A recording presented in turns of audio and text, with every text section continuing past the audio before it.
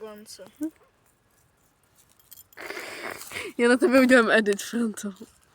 Natoč Franto, jak si dává sklíčko.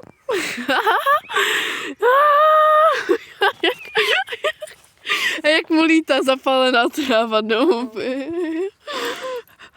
Kam mě pojď možná třeba. Do hubu. Jsi zlej, Františku. Nechytej to do ruky, ty hovado. Sežer to. Bez sklíčka nech reálně.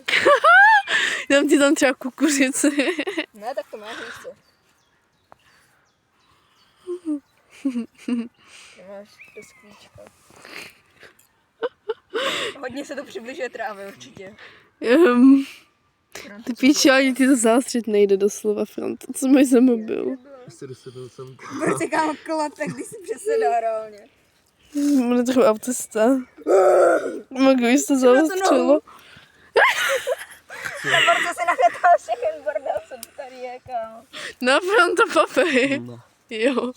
Dej mu to do sklíčka. Ne. Musím ještě zapálit sklu. Ochutnej to. Skydej ohled stigma. Tam je ptáček.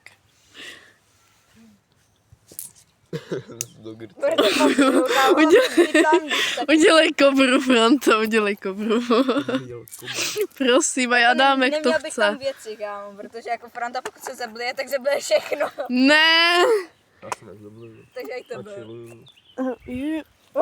Franto, udělej kobru! Jo, jako.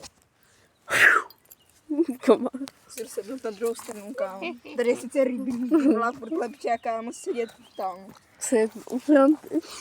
Ne, tam jsou nějaké zasrané, kámo, muchy furt, vole. Jako. Oh my To god. jsou moje kvalitní píchance. Pojď. Píčo, Píče, co je to kámo. Prhantu. Franto, Pojď, uděláme edit. Tak to.